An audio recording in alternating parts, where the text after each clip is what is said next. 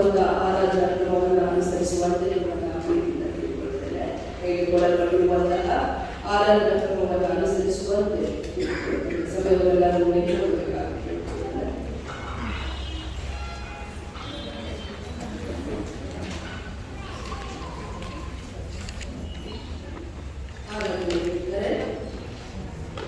ನಮ್ಮನ್ನ ತಂದೆಯು ತಾಯುವಾಗಿ ಪೋಷಿಸಿದ ಕಾಲದ ದೇವರೇ,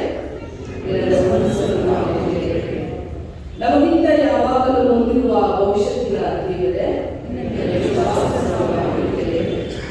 ನಮ್ಮ ನಡುವೆ ಇರುವ ಪ್ರಸ್ತುತತೆಯ ದೇವರೇ, ನಮ್ಮೊಳಗೆ ನಮ್ಮನ್ನು ಮೀರಿದ ಜೀವವಾದ ದೇವರೇ,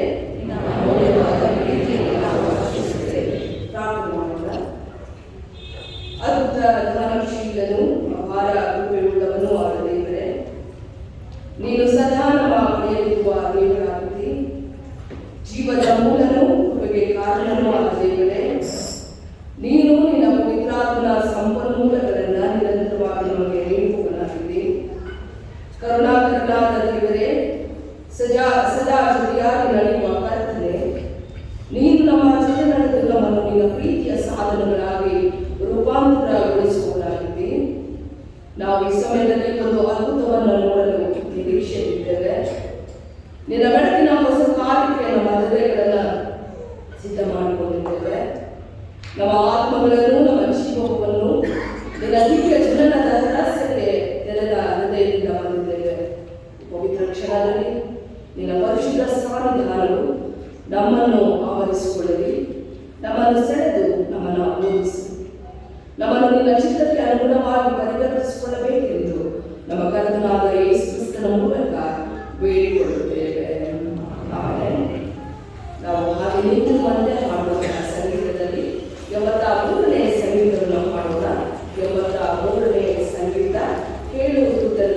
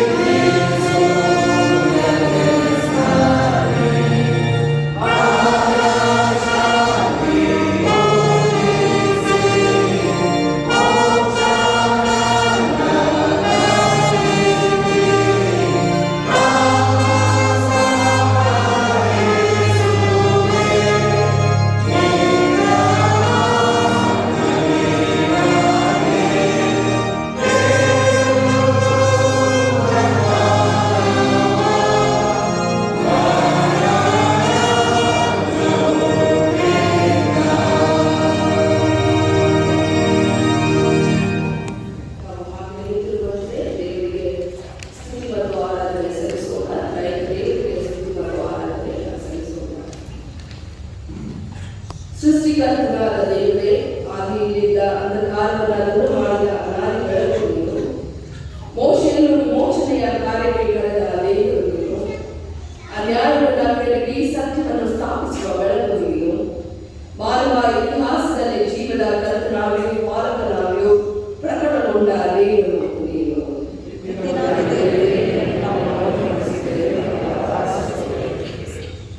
ಯೇಸು ಕ್ರಿಸ್ತನೇ, ಪ್ರತಿ ಮಾನವನನ್ನ ಬೆಳಗಿಸುವ ನಿಜವಾದ ಬೆಳಕು ನೀನು. ನಿನ್ನ ಜನರಿಂದ ತಳ್ಳಲ್ಪಟ್ಟವರಿಗೆ ಗೌರವವನ್ನು, ಹತ್ತಿಕ್ಕಲ್ಪಟ್ಟವರಿಗೆ ಧೈರ್ಯವನ್ನ, ನಿರೀಕ್ಷೆ ಇಲ್ಲದವರಿಗೆ ನಿರೀಕ್ಷೆಯನ್ನ ನೀಡಿದ ಕರ್ತನು ನೀನು. ಪೌಲನ ಜೀವನವನ್ನು ಪರಿವರ್ತಿಸಿದ ಬೆಳಕು ನೀನು. ಲೋಕದಲ್ಲಿ ತಾನೇ ಸತ್ಯದ ಬೆಳಕೆಂದು ಸಾಕ್ಷಿ ನೀಡಿದವನು ನೀನು.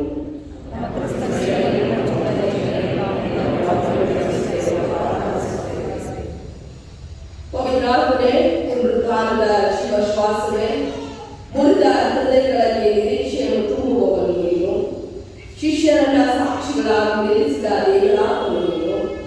ಸತ್ಯಕ್ಕೆ ಮಾರ್ಗದರ್ಶನ ಮಾಡುವವನೇ, ವಿಭಜನೆಯ ಲೋಕದಲ್ಲಿ ನಿರೀಕ್ಷೆಯ ಆತ್ಮನಾಗಿ ಕಾರ್ಯನಿರ್ವಹಿಸುವವನು ನೀನು.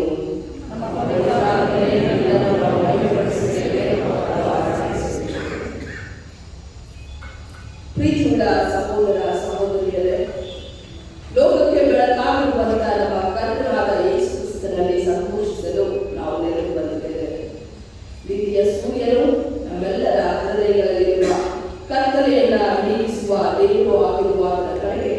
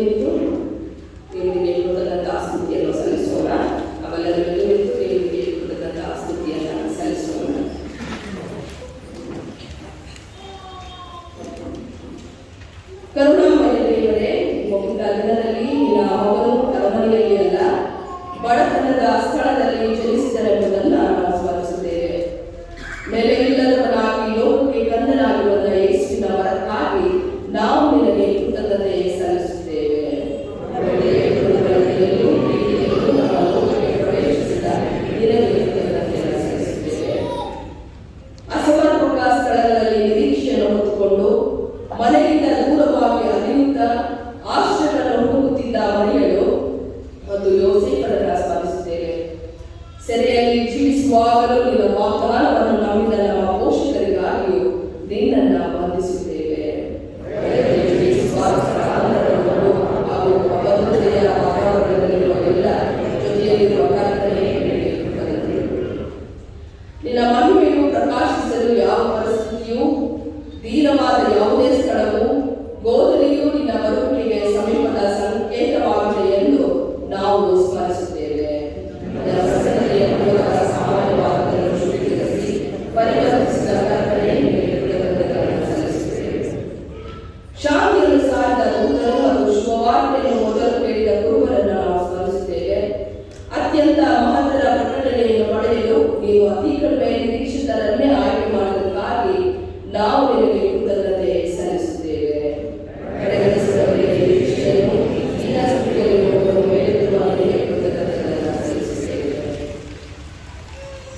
ದುಃಖ ಪಡುವ ಎಲ್ಲರಿಗೂ, ಅಲೆದಾಡುವ ಎಲ್ಲರಿಗೂ, ವಿಮೋಚನೆಯನ್ನ ನಿರೀಕ್ಷಿಸುವ ಎಲ್ಲರಿಗೂ ಯೇಸುವಿನ ಜನನವು ಒಂದು ವಾಗ್ದಾನವಾಗಿತ್ತೆಂದು ನಾವು ಸ್ಮರಿಸುತ್ತೇವೆ. ಅಸಹಾಯಕತೆಯಲ್ಲಿ ಜನಿಸಿ ದಬ್ಬಾಳಿಕೆಗೆ ಒಳಗಾದವರ ನಡುವೆ ಬದುಕಿದ ನಮ್ಮೊಡನೆ ಇರುವ ದೇವರಾದ ಇಮ್ಮಾನುವೇಲನಿಗಾಗಿಯೂ ಪ್ರತಿಯೊಂದು ಅಂಧಕಾರದಲ್ಲೂ ಪ್ರಕಾಶಿಸಿ ಎಲ್ಲರಿಗೂ ರಕ್ಷಣೆಯನ್ನು ತರುವ ನಿನ್ನ ಬೆಳಕಿಗಾಗಿ ನಾವು ನಿನಗೆ ಕೃತಜ್ಞತೆ ಸಲ್ಲಿಸುತ್ತೇವೆ.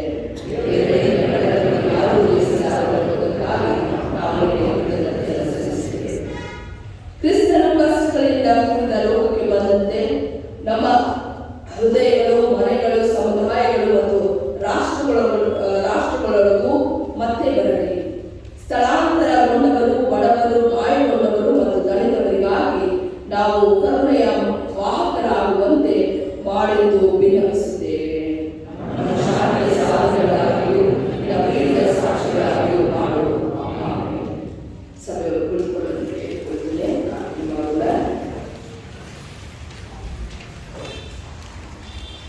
ಬೆಳಕು ನಿರೀಕ್ಷೆಗಳ ನಮ್ಮ ಕರ್ತನೆ, ಯೇಸು ಕ್ರಿಸ್ತನಲ್ಲಿ ನಮ್ಮೊಳಗೆ ಜನಿಸಿದವನೇ, ನಿನ್ನ ಮಾರ್ಗಗಳಲ್ಲಿ ನಡೆಯಲು, ನಿನ್ನ ಪ್ರೀತಿಯನ್ನು ಹಂಚಿಕೊಳ್ಳಲು ಮತ್ತು ನಿನ್ನ ಆನಂದವನ್ನು ಎಲ್ಲರಿಗೂ ಸಾರಲು ನಮ್ಮ ಜೀವನಗಳನ್ನು ಆತನ ಬೆಳಕಿನಿಂದ ಪ್ರಕಾಶ ಮಾಡು. ಯೇಸು ಕ್ರಿಸ್ತನ ಮೂಲಕ ಪವಿತ್ರಾತ್ಮನೊಂದಿಗೆ ಕೂಡಿ ಸದಾ ಏಕದೇವರಾಗಿ ಜೀವಿಸುವ ಮಾಡುವವನಾಗಿದ್ದಾನೆ. ಇದಕ್ಕೆ ನೇಮಕವಾದಂಥ ಹಲವಾರು ಬಳಿಕೆ ಮತ್ತು ಪತ್ರಿಕಾ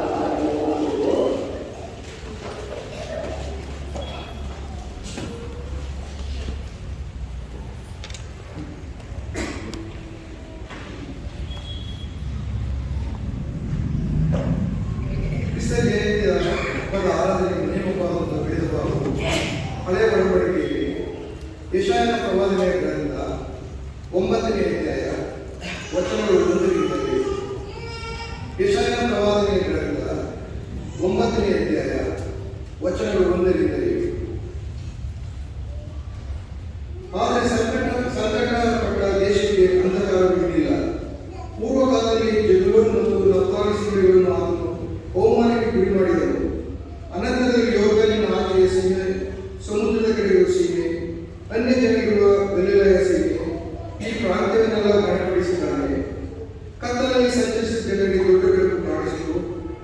ಕಾಕತಲದ ದೇಶದಲ್ಲಿದ್ದವರಿಗೆ ಪ್ರಕಾಶ ಹೊಡೆಯಿತು.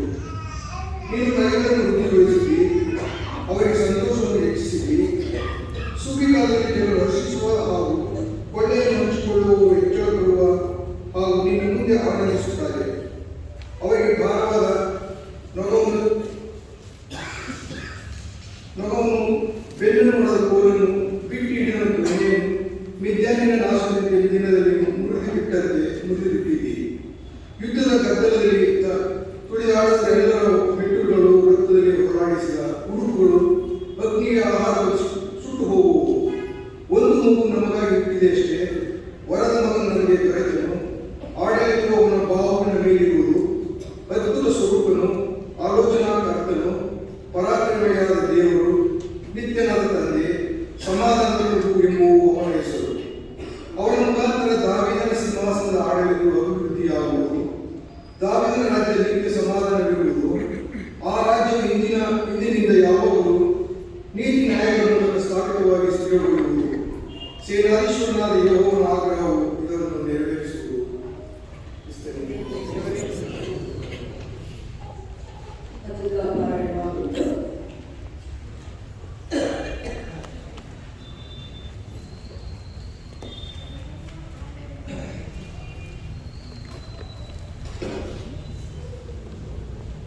ಕ್ರಿಸ್ಮಸ್ ಹಬ್ಬದ ವಿಶೇಷ ಆರಾಧನೆಗೆ ನೇಮಕವಾಗಿರುವಂತಹ ಪತ್ರಿಕಾ ಪ್ರಮಾಣದ ಭಾಗವು ಪೌಲನು ಇದನ್ನೇ ಬರೆದಿರುತ್ತದೆ.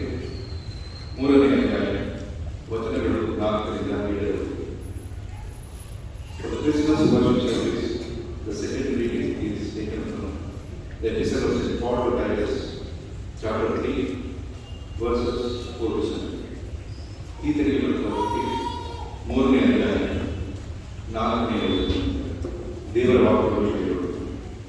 ಆದರೆ ನಮ್ಮ ರಕ್ಷಕನಾದ ದೇವರ ದಯೆಯು ಜನೋಪಾಹವು ಪ್ರತ್ಯಕ್ಷವಾದಾಗ ನಾವು ಮಾಡಿದ ಪುಣ್ಯಗಳ ನಿಮಿತ್ತದಿಂದಲ್ಲ, ಆತನ ಕರುಣೆಯಲ್ಲಿಯೇ ಪುನರ್ಜನ್ಮವನ್ನು ಸೂಚಿಸುವ ಸ್ನಾನದ ಮೂಲಕವಾಗಿಯೂ ಪವಿತ್ರಾತ್ಮನು ನಮ್ಮಲ್ಲಿ ನೂತನ ಸ್ವಭಾವವನ್ನು ಉಂಟು ಮಾಡುವುದರ ಮೂಲಕವಾಗಿಯೂ ಆತನು ನಮ್ಮನ್ನು ರಕ್ಷಿಸಿದನು.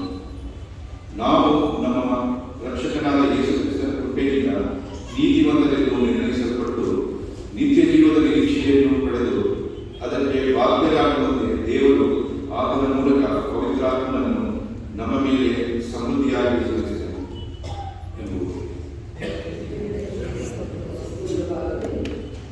ನಮ್ಮೆಲ್ಲರಿಗೂ ನಿಂತು ಹಾಡುವ ಸಂಗೀತದಲ್ಲಿ 84ನೇ ಸಂಗೀತವನ್ನು ಹಾಡೋಣ. 84ನೇ ಸಂಗೀತ. ನೀವು ಬನ್ನಿರಿ ಈಗ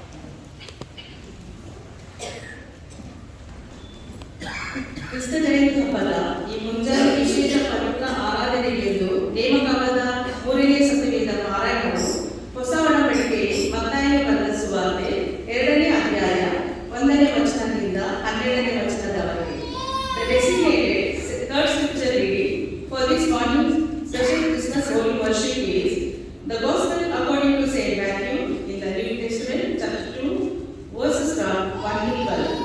ಮತ್ತಾಯನು ಬರೆದ ಸುವಾರ್ತೆ ಅಧ್ಯಾಯ 2 ವಚನಗಳು 1ರಿಂದ 12ರವರೆಗೆ. ದೇವರ ವಾಕ್ಯವನ್ನು ಕೇಳೋಣ.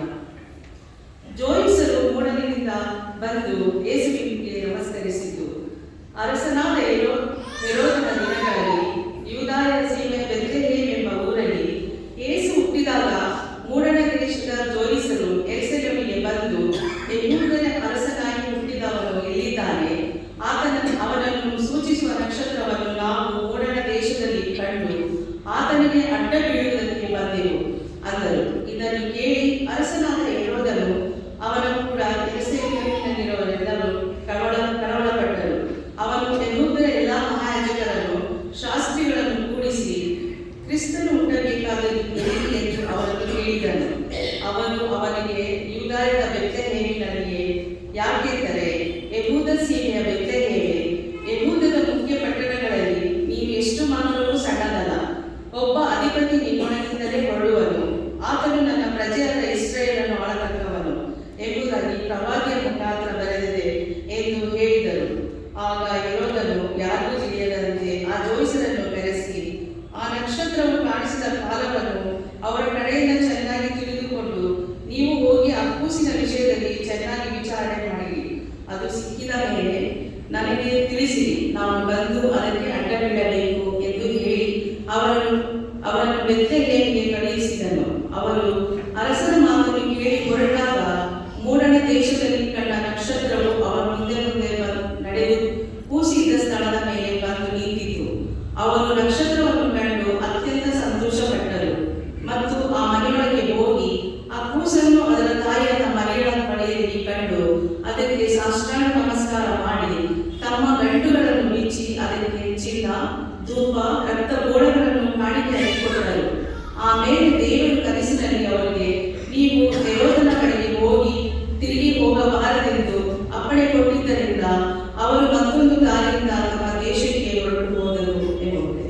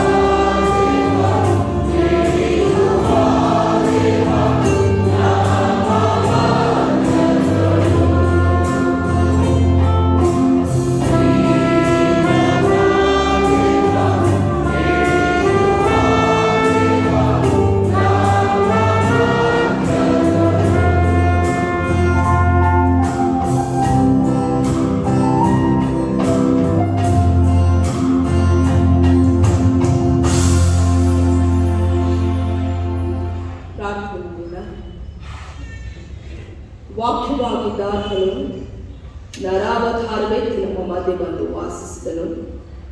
ನಾವು ಆತನ ಮಹಿಮೆಯನ್ನು ನೋಡಿದೆವು.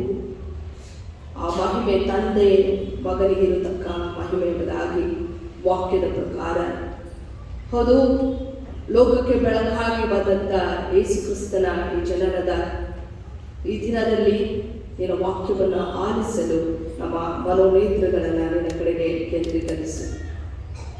ಪ್ರತಿಯೊಬ್ಬರ ಜೀವನಕ್ಕೆ ನಿರೀಕ್ಷೆ, ಪ್ರತಿಯೊಬ್ಬರ ಜೀವನಕ್ಕೆ ಭರವಸೆ, ಪ್ರೀತಿ, ಸಂತೋಷವನ್ನು ತರಲೆಂದು ಈ ಲೋಕಕ್ಕೆ ನರಾವತಾರವೆಂದು ಬಂದಂಥ ಯೇಸು ಕ್ರಿಸ್ತನೇ, ನಿನ್ನ ಜನನದ ಶುಭ ಸಂದೇಶವನ್ನು ಕೇಳುವವರಾಗಿ, ಆ ಸಂದೇಶಕ್ಕೆ ತಕ್ಕಂತೆ ನಾವು ಜೀವಿಸುವವರಾಗಿ ನಮ್ಮೆಲ್ಲರನ್ನ ಮಾರ್ಗದರ್ಶಿಸು.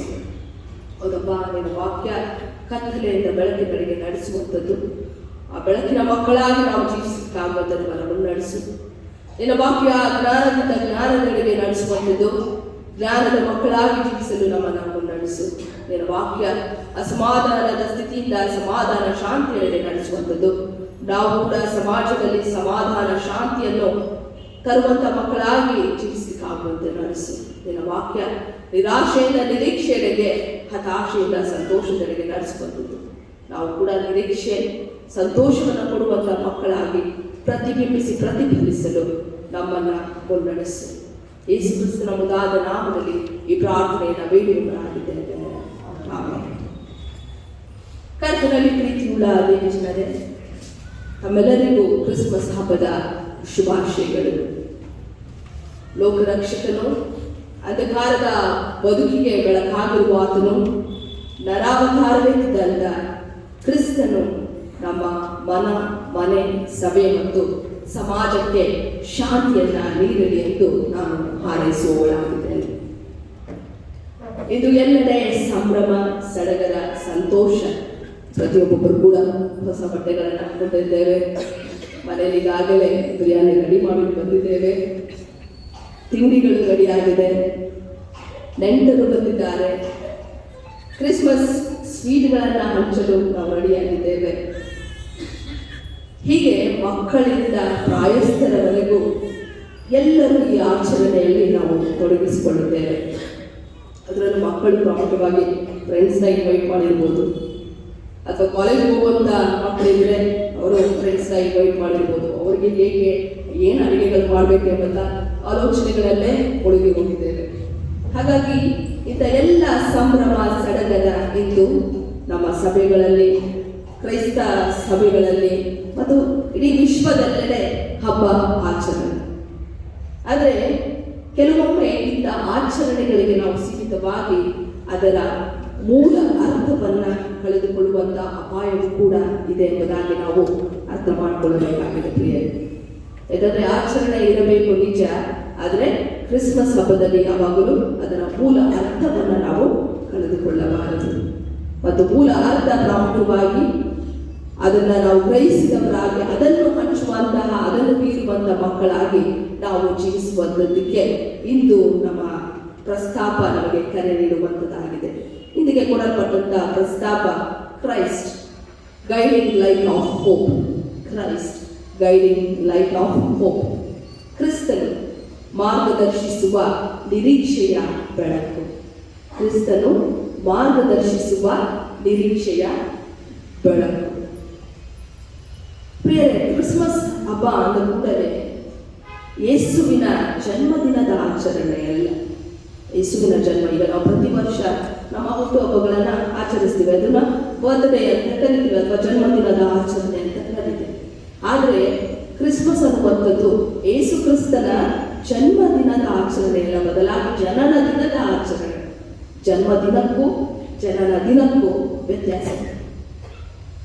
ಜನ್ಮದಿನ ಅಂದರೆ ನಾವು ಪ್ರತಿ ವರ್ಷ ನಾವು ಹುಟ್ಟಿದಂಥದ್ದನ್ನು ನೆನೆಸುವಂಥದ್ದು. ಪ್ರತಿ ವರ್ಷ ಹುಟ್ಟಿ ಒಂದೊಂದು ವರ್ಷ ಕೂಡ ಕಳೆದಾಗ ದೇವರು ಮಾಡಿದಂಥ ಉಪಕಾರಗಳನ್ನು ನೆನೆಸ್ಕೊಂಡು, ಜನನ ದಿನ ಅಂತಂದರೆ ಅದನ್ನು ನರಾವತಾರವೆತ್ತಿ ಬಂದಂಥ ವಿಚಾರಗಳನ್ನು ನಾವು ಆಚರಿಸುವಂಥದ್ದು.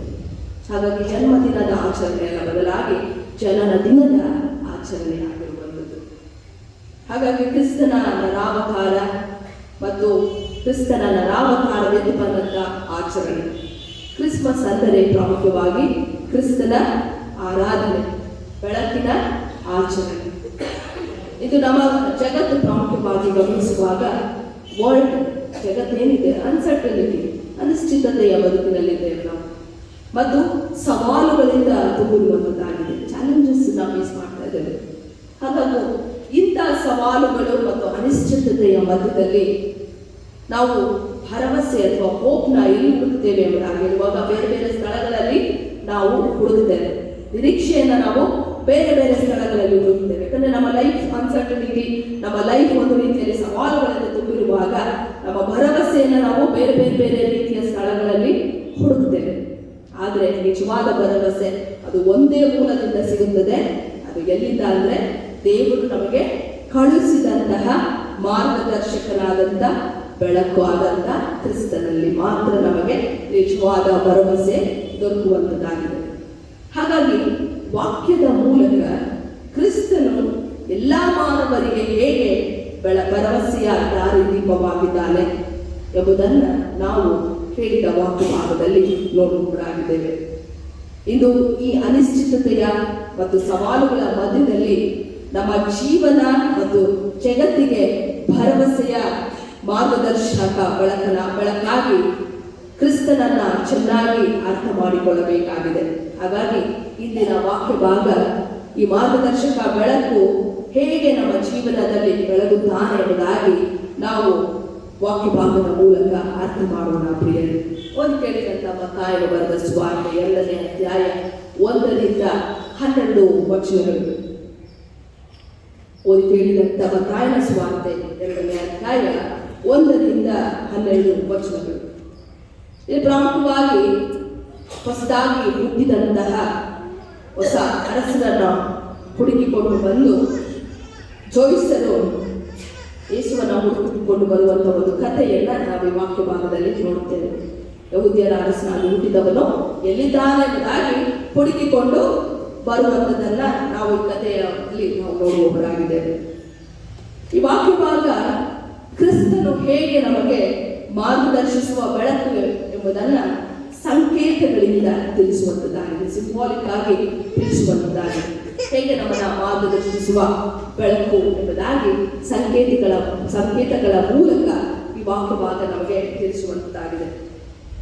ಹಾಗಾಗಿ ಇಲ್ಲಿ ಕ್ರಿಸ್ತನು ಮಾರ್ಗಸೂಚಿಯಾಗಿ ನಮ್ಮನ್ನ ಸಂಕೇತವಾಗಿ ಮುನ್ನಡೆಸುವಾತನಾಗಿದ್ದಾನೆ ಎಂಬುದಾಗಿ ಈ ವಾಕ್ಯ ಭಾಗ ನಮ್ಮನ್ನ ತಿಳಿಸುವಂಥದ್ದಾಗಿದೆ. ಇಲ್ಲಿ ಪ್ರಮುಖವಾಗಿ ಜೋಯಿಸರನ್ನು ನೋಡುವಾಗ ಈ ಜೋಯಿಸರು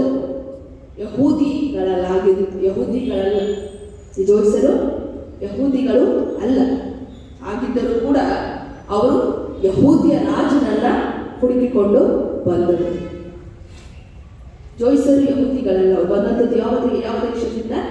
ಮೂಡಣ ದೇಶದಿಂದ. ಹಾಗಾಗಿ ಇವರು ಯಹೂದ್ಯರಲ್ಲ. ಆದರೂ ಯಹೂದ್ಯರ ರಾಜನು ಹುಟ್ಟಿದವನು ಎಲ್ಲಿದ್ದಾನೆ ಎಂಬುದಾಗಿ ಹುಡುಕಿಕೊಂಡು ಬಂದರು.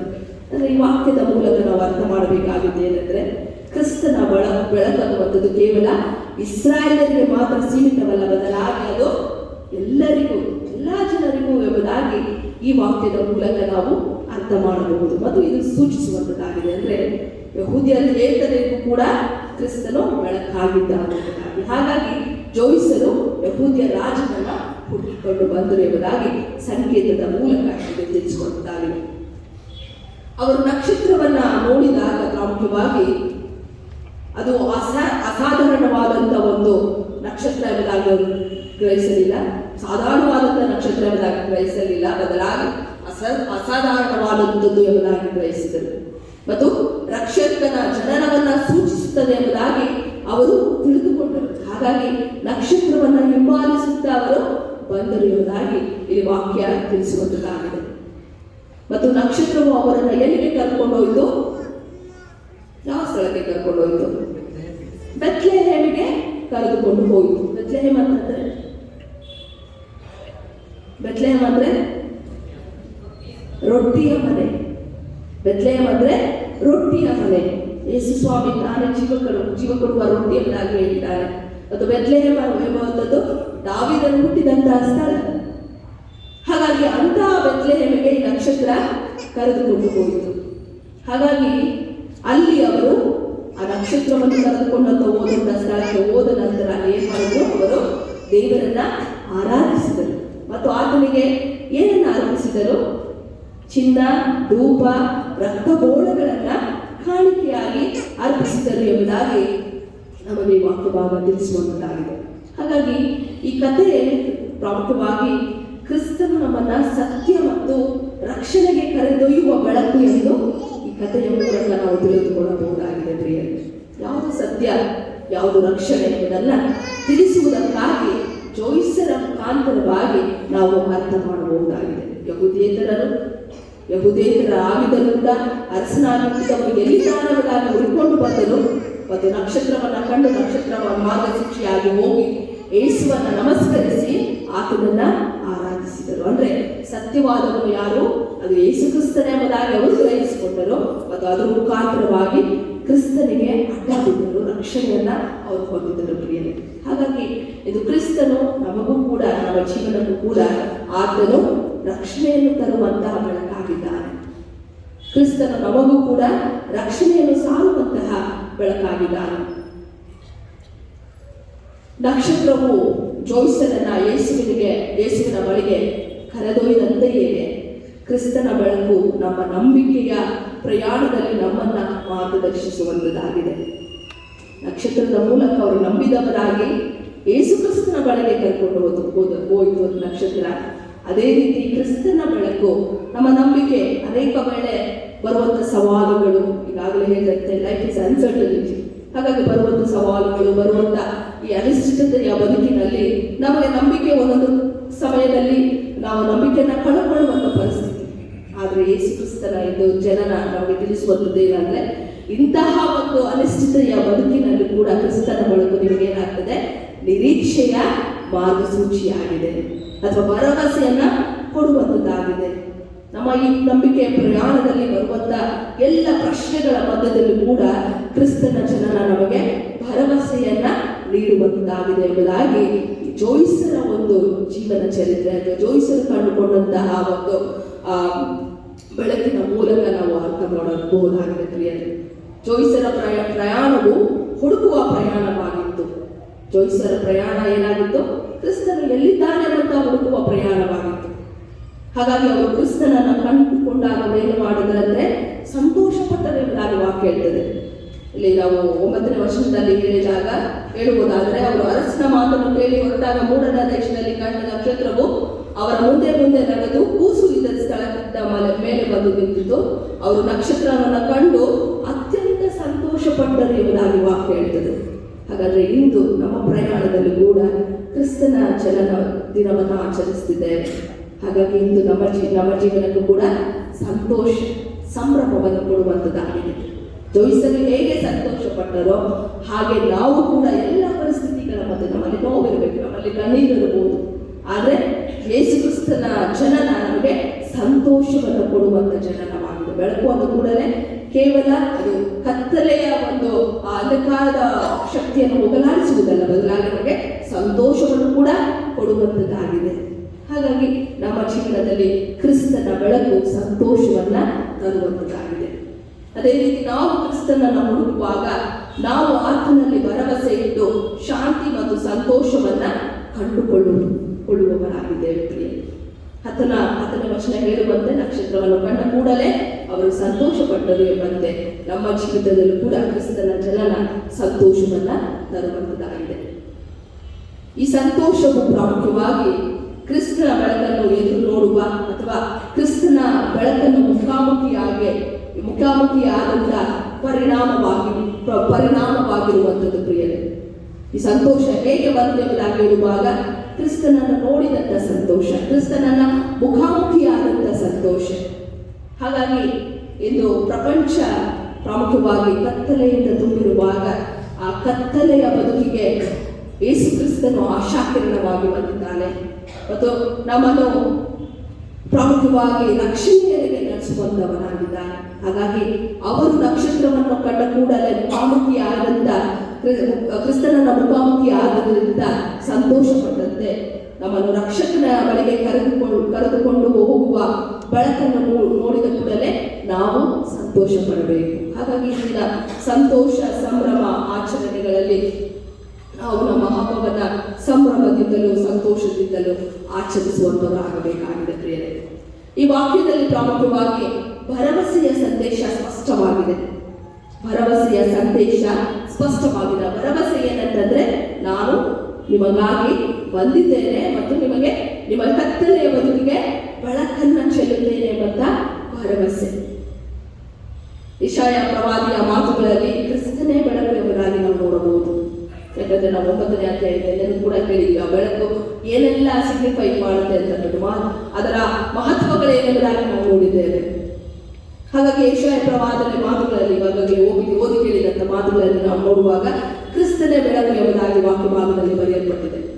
ಅದೇ ರೀತಿ ಕೀರ್ತನೆಗಳಲ್ಲೂ ಕೂಡ ಒಬ್ಬ ರಾಜನು ಆತನು ಕ್ರಿಸ್ತನೇ ಬೆಳಕು, ಆತನು ನಮ್ಮನ್ನ ನೀತಿಯಿಂದ ನಡೆಸುತ್ತಾನೆ ಎಂಬುದಾಗಿ ಘೋಷಿಸಿದ್ದಾನೆ ಎಂಬುದಾಗಿ ನಾವು ಕೀರ್ತನೆ 96ನೇ ಅಧ್ಯಾಯದಲ್ಲಿ ನಾವು ನೋಡಬಹುದಾಗಿದೆ. ಹಾಗಾಗಿ ತೀತನಲ್ಲೂ ಕೂಡ ನಾವು ನೋಡುವಾಗ ಈಗಾಗಲೇ ಓದಿ ಕೇಳಿದಂಥ ತೀತನ ಪತ್ರಿಕೆಯಲ್ಲೂ ಕೂಡ ಕೃಪೆಯ ರಕ್ಷಕ ಎಂದು ತೀತನು ತಿಳಿಸುತ್ತಾನೆ. ಕರ್ತನು ಏನಾಗಿದ್ದಾನೆ? ಕೃಪೆಯ ರಕ್ಷಕನಾಗಿದ್ದಾನೆ ಎಂಬುದಾಗಿ ತೀತನು ಕೂಡ ತಿಳಿಸುವವನಾಗಿದ್ದಾನೆ. ಮತ್ತು ಮತ್ತಾಯನಲ್ಲಿ ನಾವು ನೋಡುವಾಗ ಎಲ್ಲ ರಾಷ್ಟ್ರಗಳಿಗೂ ಕೂಡ ಅದನ್ನು ಮಾರ್ಗದರ್ಶಕ ಬೆಳಕು ಎಂದು ಮತ್ತಾಯನಲ್ಲಿ ತೋರಿಸಲಾಗಿದೆ. ಯಾಕಂದ್ರೆ ಮೂಡನ ದೇಶದಿಂದ ಬಂದ ಜೋಯಿಸೋರು ಬೇರೆ ರಾಷ್ಟ್ರದವರು, ಬೇರೆ ದೇಶ ಜನಾಂಗದವರು, ಅವರಿಗೂ ಕೂಡ ಮಾರ್ಗದರ್ಶಕ ಬೆಳಕು ಎಂದು ಮತ್ತಾಯನು ತಿಳಿಸುವಾಗಲಾಗಿದ್ದಾರೆ. ಹಾಗಾಗಿ ಹತಾಶೆ ಮತ್ತು ಅನಿಶ್ಚಿತತೆಯನ್ನು ತುಂಬಿರುವ ಜಗತ್ತಿನಲ್ಲಿ ನಾವು ನಮ್ಮ ಮಾರ್ಗದರ್ಶಕ ಬೆಳಕು ಎಂದು ಯೇಸುವನ್ನ ನಂಬುವವರಾಗಬೇಕಾಗಿದೆ ಪ್ರಿಯರೇ. ನಮ್ಮ ಮಾರ್ಗದರ್ಶಕ ಬೆಳಕು ಯಾರಾಗಿದ್ದಾರೆ? ಅದು ಯೇಸುವೇ ಆಗಿದ್ದಾರೆ. ಹಾಗಾಗಿ ಇಲ್ಲಿ ಪ್ರಾಮುಖ್ಯವಾಗಿ ನಾವು ಹೆರೋದನ ಜೀವಿತವನ್ನು ನೋಡುವಾಗ ಅದನ್ನು ಒಬ್ಬ ಅರಸ, ರೋಮಾಯರ ಅರಸ. ಆದರೆ ಹೆರೋದನಿಗೆ ಇದ್ದಂಥ ಒಂದು ಭಯ ಏನಂತಂದ್ರೆ, ಹುಟ್ಟಿ ಬಂದವನು ಆ ಯಹೂದ್ಯರ ಅರಸನು ಎಂಬುದಾಗಿ ಹೇಳುವಾಗ ತನ್ನ ಸ್ಥಾನಕ್ಕೆ ಎಲ್ಲಿ ಆ ಪಟ್ಟ ಹೋಗುತ್ತದೆ ಎಂಬಂತ ಭಯದಿಂದ, ಕೋಪದಿಂದ ಅದನ್ನೇನ್ ಮಾಡ್ತಾನೆ, ನೀವು ಯೇಸುವನ್ನು ನೋಡಿಕೊಂಡು ಬಂದು ಮೊದಲು ನನಗೆ ತಿಳಿಸಿರಿ, ನಾನೂ ಒಂದು ಅಡ್ಡ ಬೀಳುತ್ತೇನೆ ಎಂಬುದಾಗಿ ಹೇಳ್ತಾನೆ. ಅವನು ನಿಜವಾಗ್ಲೂ ಅಡ್ಡ ಬೀಳಕ್ಕೆ ರೆಡಿಯಾಗಿದ್ದ ಇಲ್ಲ, ಬದಲಾಗಿ ಅದನ್ನ ಆಲೋಚನೆಯೇ ಬೇರೆ ಇತ್ತು. ಮುಂದಿನ ವಚನಗಳಲ್ಲಿ ನಾವು ನೋಡುವಾಗ 13ನೇ ವಚನಗಳಿಂದ 2 ವರ್ಷದ ಒಳಗಿರುವ ಮಕ್ಕಳನ್ನೆಲ್ಲ ಕೊಂದು ಹಾಕಿದ. ಹಾಗಾಗಿ ಅಂದಿನ ದಿನಮಾನಗಳಲ್ಲಿ ಯೇಸು ಕ್ರಿಸ್ತನ ಜನನ ಸಂತೋಷವಾಗಿರಲಿಲ್ಲ. ಅನೇಕ ತಾಯಂದಿರ ಓಡಾಟ, ಅನೇಕ ತಾಯಂದಿರು ತಮ್ಮ ಮಕ್ಕಳನ್ನು ಕಳೆದುಕೊಂಡಂತ ಸ್ಥಿತಿ. ಆದರೂ ಕೂಡ ಯೇಸು ಕ್ರಿಸ್ತನು ಈ ಲೋಕಕ್ಕೆ ಬೆಳಕಾಗಿ ಬಂದ. ಅವರ ಜೀವಿತಕ್ಕೂ ಬೆಳಕಾದ. ಇಂಥ ಒಂದು ಪರಿಸ್ಥಿತಿಗಳ ಮಧ್ಯದಲ್ಲೂ ಕೂಡ ಯೇಸು ಕ್ರಿಸ್ತನು ಬೆಳಕಾಗಿ ಬಂದ. ಒಂದು ಕಡೆ ಅಧಿಕಾರ, ಒಂದು ಕಡೆ ಭಯ, ಆತಂಕ. ತಂದೆ ತಾಯಿಗೂ ಕೂಡ ಭಯ, ಆತಂಕ. ಅವರಿಗೆ ಛತ್ರದಲ್ಲಿ ಸ್ಥಳವಿಲ್ಲದ ಕಾರಣ ಮಗುವನ್ನು ಎಲ್ಲಿ ಮಲಗಿಸಿದ್ದಾರೆ? ಗೋಧಿಯಲ್ಲಿ ಮಲಗಿಸಿದ್ದಾರೆ. ಮತ್ತೆ ಹೆರೋದನು ನಿನ್ನನ್ನು ಸಾಯಿಸ್ಬೇಕಂತಿದ್ದಾನೆ, ಮಗುವನ್ನು ಸಾಯಿಸ್ಬೇಕಂತಿದ್ದಾನೆ ಅಂತ ಹೇಳುವಾಗ ತಂದೆ ತಾಯಿ ಇಬ್ಬರು ಕೂಡ ಅಲ್ಲಿಂದ ರಾತ್ರೋರಾತ್ರಿ ನೋಡುವಂತ ಸಮಯ. ಎಂತ ಭಯದ ವಾತಾವರಣಗಳ ಸ್ಥಿತಿ. ಅಂತ ಸಮಯದಲ್ಲೂ ಕೂಡ ಎಲ್ಲ ಭಯ ಆತಂಕಗಳನ್ನ ಮೀರಿ ಹುಟ್ಟಿ ಬಂದವನು ಯೇಸು ಕ್ರಿಸ್ತನು. ಯಾಕಂದ್ರೆ ಇಂಥ ಭಯದ ಸ್ಥಿತಿ ಸಮಾಜದಲ್ಲಿ ಇದ್ದೇ ಇರುತ್ತದೆ. ಯಾಕಂದ್ರೆ ವಾಕ್ಯ ಹೇಳ್ತದೆ ಕೀರ್ತನೆಗಳಲ್ಲಿ, ಕಷ್ಟ ಸಂಕಟಗಳೇ ಅದರ ಆಡಂಬರ ಎಂಬುದಾಗಿ. ಹಾಗಾಗಿ ಇಂಥ ಕಷ್ಟ ಸಂಕಟಗಳ ಮಧ್ಯದಲ್ಲೂ ಕೂಡ ನಮಗೆ ಭರವಸೆ, ನಮಗೆ ನಿರೀಕ್ಷೆಯನ್ನ ನೀಡುವಾತನು, ಬೆಳಕಾಗಿ ನಮ್ಮೆಲ್ಲರ ಜೀವನಗಳನ್ನು ಬೆಳಗುವಾತನು ಯಾರು? ಅದು ಕ್ರಿಸ್ತನಾಗಿದ್ದಾನೆ. ಹಾಗಾಗಿ ಪ್ರಿಯರೇ, ನಾವು ಜೋಯಿಸಿದಂತೆ ಕ್ರಿಸ್ತನನ್ನ ಶ್ರದ್ಧೆಯಿಂದ ಹುಡುಕೋಣ. ನಮ್ಮ ಕ್ರಿಸ್ಮಸ್ ಹಬ್ಬದ ಆಚರಣೆಯಲ್ಲಿ ಕ್ರಿಸ್ತನನ್ನ ಹುಡುಕುವಂತವರು ನಾವಾಗಬೇಕು. ಮತ್ತು ಕೀರ್ತನೆಗಾರರು ನಮ್ಮನ್ನು ಕರೆದಂತೆ ದೇವರ ಆಳ್ವಿಕೆಯನ್ನ ಘೋಷಿಸುವಂತವರು ನಾವಾಗೋಣ. ನಮ್ಮ ಆಚರಣೆಯಲ್ಲಿ ಕ್ರಿಸ್ತನನ್ನ ಹುಡುಕುವಂತಹ ಪ್ರಯತ್ನ, ದೇವರ ಆಳ್ವಿಕೆಯನ್ನ ಘೋಷಿಸುವಂತಹ ಪ್ರಯತ್ನ ನಮಗಾಗಬೇಕು. ದೇವರು ನೀಡುವಂತಹ ಕೃಪೆಯನ್ನ ನಾವು ಸ್ವೀಕರಿಸಿ ಮತ್ತು ನಿತ್ಯ ಜೀವದ ಭರವಸೆಯಲ್ಲಿ ನಾವು ಬದುಕುವವರು ನಾವಾಗಬೇಕಾಗಿದೆ. ಕ್ರಿಸ್ತನು ಕೇವಲ ಭವಿಷ್ಯತ್ತಿನ ಅಥವಾ ದೂರದ ಬೆಳಕಲ್ಲ, ಆತನು ನಮ್ಮ ಪ್ರಸ್ತುತವಾದಂತಹ ಕೂಡ ಬೆಳಕಾಗಿದ್ದಾನೆ. ಪ್ರೆಸೆಂಟ್ ಲೈಟ್ ಆಗಿದ್ದಾನೆ, ಅಂದರೆ ಪ್ರಸ್ತುತವಾದಂಥ ಭರವಸೆಯಾಗಿದ್ದಾನೆ, ನಮ್ಮ ಮಾರ್ಗದರ್ಶಕ ಬೆಳಕಾಗಿದ್ದಾನೆ. ಆತನು ಪ್ರತಿಯೊಂದು ಸವಾಲಿನ ಮೂಲಕ ಜೀವನದ ಪೂರ್ಣತೆಗೆ ಮತ್ತು ದೇವರ ಸನ್ನಿಧಾನದಲ್ಲಿ ಸಂತೋಷಕ್ಕೆ ನಮ್ಮನ್ನು ಕರೆದೊಯ್ಯುವ ಆತನಾಗಿದ್ದಾನೆ. ಕ್ರಿಸ್ತನ ಮಾರ್ಗವನ್ನು ಅನುಸರಿಸಿ ನಾವು ಪ್ರಯಾಣಿಸೋಣ. ಜೋಯಿಸರಂತೆ ಕ್ರಿಸ್ತನ ಮಾರ್ಗವನ್ನು ಅನುಸರಿಸಿ ನಾವು ನಡೆಯುವುದಾದರೆ ಸಂತೋಷವನ್ನ ಕಂಡುಕೊಳ್ಳುತ್ತೇವೆ. ಆ ಸಂತೋಷವನ್ನ ಇನ್ನೊಬ್ಬರಿಗೂ ಕೂಡ ಹಂಚುವಂತವರು ನಾವಾಗ್ತೇವೆ. ಬೆಳಕಿನ ಮಕ್ಕಳಾಗಿ ನಾವು ಕೂಡ ಪ್ರಕಾಶಿಸುತ್ತೇವೆ. ಆಗ ಮತ್ತಾಯನ ಸುವಾರ್ತೆಯಲ್ಲಿರುವಂತೆ ಜನರು ದೇವರನ್ನ ಕೊಂಡಾಡುವಂತೆ ನಡೆಸುತ್ತದೆ. ಹಾಗಾಗಿ ಜೋಯಿಸರ ರೀತಿಯಲ್ಲಿ ಹುಡುಕೋಣ, ಸಂಭ್ರಮಿಸೋಣ. ಆ ಹುಡುಕಾಟದಲ್ಲಿ ಕ್ರಿಸ್ತನನ್ನ ಇತರರಿಗೂ ಪರಿಚಯಿಸುತ್ತಾ ಎಲ್ಲರೊಂದಿಗೆ ಸಂತೋಷ ಸಂಭ್ರಮಿಸೋಣ. ಆಗ ಬೆಳಕಿನ ಮಕ್ಕಳಾಗಿ ನಾವು ಸಾಕ್ಷಿಯ ಮಕ್ಕಳಾಗಿ ಜೀವಿಸಲು ಸಾಧ್ಯ. ಆ ಸಾಕ್ಷಿಯ ಮೂಲಕ ಇತರರು ಕೂಡ ದೇವರನ್ನ ಕೊಂಡಾಡಲು ಸಾಧ್ಯ. ಹಾಗಾಗಿ ಪ್ರಿಯರೇ, ಇಂದು ಹಬ್ಬ ನಮ್ಮ ಆಚರಣೆ, ನಮ್ಮ ಫ್ರೆಂಡ್ಸ್ನ ಇನ್ವೈಟ್ ಮಾಡಿದ್ದೀವ ಅಥವಾ ನಮ್ಮ ಮನೆಗಳಿಗೆ ಬೇರೆ ಬೇರೆಯವ್ರನ್ನ ಇನ್ವೈಟ್ ಮಾಡಿದ್ದೀವ, ನಮ್ಮ ಆಚರಣೆಗಳಲ್ಲಿ ನಾವು ಅವ್ರಿಗೆ ಕೊಡುವಂತಹ ಒಂದು ಉಪಚಾರಗಳಲ್ಲಿ ಈ ಗುಣಗಳನ್ನು ನಮ್ಮಲ್ಲಿ ಪ್ರತಿಬಿಂಬಿಸಿ ಪ್ರತಿಫಲಿಸೋಣ. ಆಗ ದೇವರು ನಮ್ಮೆಲ್ಲ ಸಂದರ್ಭಗಳಲ್ಲಿ, ಎಲ್ಲ ಸನ್ನಿವೇಶಗಳಲ್ಲಿ ಕೂಡ ಬೆಳಕಾಗಿ ನಮ್ಮ ಜೀವಿತಗಳನ್ನು ಇನ್ನೂ ಪ್ರಕಾಶಿಸುವಂತೆ ಮಾಡುತ್ತಾನೆ. ದೇವರು ಈ ವಾಕ್ಯಗಳನ್ನು ನಮ್ಮೆಲ್ಲರ ಆತ್ಮಗಳ ಪ್ರಯೋಜನಕ್ಕಾಗಿ ಆಶೀರ್ವದಿಸಲಿ. ಪ್ರಾರ್ಥನೆ ಮಾಡೋಣ. ಉದಯದ ಸೂರ್ಯನಾಗಿ, ಉದಯದ ನಕ್ಷತ್ರವಾಗಿ, ಜೋಯಿಸರಿಗೆ ಮಾರ್ಗಸೂಚಿಯಾಗಿ, ಜೋಯಿಸರು ಕ್ರಿಸ್ತನನ್ನು ಕಂಡುಕೊಂಡು ಸಂತೋಷ ಪಟ್ಟಂತೆ ನಮ್ಮ ಜೀವನದಲ್ಲೂ ಬೆಳಕಾಗಿ ನಿನ್ನನ್ನು ಕಂಡುಕೊಂಡು ಸಂತೋಷ ಪಡುವಂತೆ ನಮ್ಮನ್ನು ಇಂದು ಆರಾಧನೆಯಲ್ಲಿ ನಡೆಸುತ್ತಿರುವುದಕ್ಕಾಗಿ ನಿನಗೆ ಸ್ತೋತ್ರವನ್ನು ಸಲ್ಲಿಸಲಾಗಿದೆ. ಇಂದು ಜಗತ್ತು ಅನಿಶ್ಚಿತತೆ ಸವಾಲುಗಳಿಂದ ತುಂಬಿರುವಾಗ ನಿನ್ನ ಆಶಾಪೂರ್ಣವಾದಂಥ ಬೆಳಕು, ಕತ್ತಲೆಯಿಂದ ಬೆಳಕಿನಡೆಗೆ ನಡೆಸುವಂತಹ ಬೆಳಕು, ಶಾಂತಿ ಸಮಾಧಾನದೆಡೆಗೆ ನಡೆಸುವಂತಹ ಬೆಳಕನ್ನು ಕಂಡುಕೊಂಡವರಾಗಿ ಆ ಬೆಳಕಿನ ಗುಣಾತಿಶಯಗಳನ್ನು ನಮ್ಮ ಜೀವನಗಳ ಮೂಲಕ ಪ್ರತಿಬಿಂಬಿಸಿ ಪ್ರತಿಫಲಿಸಲು ನಮ್ಮ ವಾಕ್ಯದ ಮೂಲಕ ಬಲಪಡಿಸಿದ್ದಕ್ಕಾಗಿ ನಿನಗೆ ಸ್ತೋತ್ರವನ್ನು ಸಲ್ಲಿಸಲಾಗಿದ್ದೇವೆ.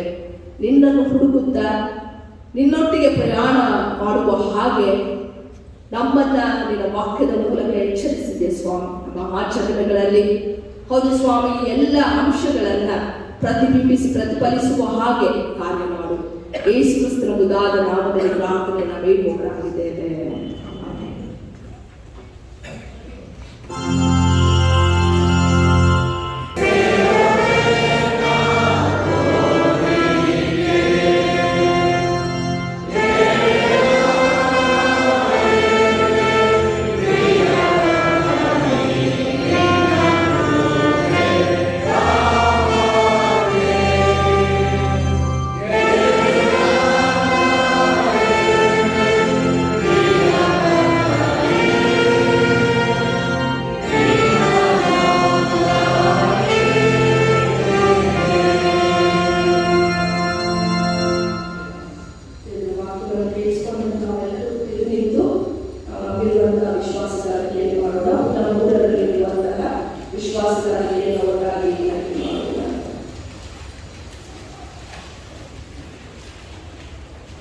ನಾವು ದೇವರನ್ನ ನಂಬುತ್ತೇವೆ. ಆತನೇ ಸೃಷ್ಟಿಕರ್ತನು, ಜೀವದಾಯಕವಾಗಿದ್ದಾನೆ. ಎಲ್ಲ ಸೃಷ್ಟಿಯನ್ನು ಮಾಡಿ ನಮ್ಮ ತಾಯಿ ತಂದೆಯಂತೆ ಆಡುತ್ತಾ ಪೋಷಿಸುತ್ತಾ ಸಲ್ಲುವಾತನಾಗಿದ್ದಾನೆ. ನಾವು ಯೇಸು ಕ್ರಿಸ್ತನನ್ನು ನಂಬುತ್ತೇವೆ. ನಮ್ಮ ಮಧ್ಯೆ ನಾಜೂಕಾದ ಶಿಶುವಾಗಿ ಜನ್ಮ ತಾಳಿದ ದೇವರು, ಪ್ರೀತಿಯ ಅಗತ್ಯತೆಯನ್ನು ತಾನೇ ತಿಳಿಸಿದವನು, ದೇವರಲ್ಲಿ ಪುಟ್ಟ ಮಗುವಿನಂತೆಯೇ ನಂಬಿಕೆಯಿಂದ ವಿಶ್ರಾಂತಿ ಪಡೆಯುವಂತೆ ನಮ್ಮನ್ನು ಆಹ್ವಾನಿಸುವವರಾಗಿದ್ದಾರೆ. ನಾವು ಪವಿತ್ರಾತ್ಮನ ನಂಬುತ್ತೇವೆ. ನಮ್ಮ ಜನನದ ವೇಳೆಯಲ್ಲಿ ನಮ್ಮೊಳಗೆ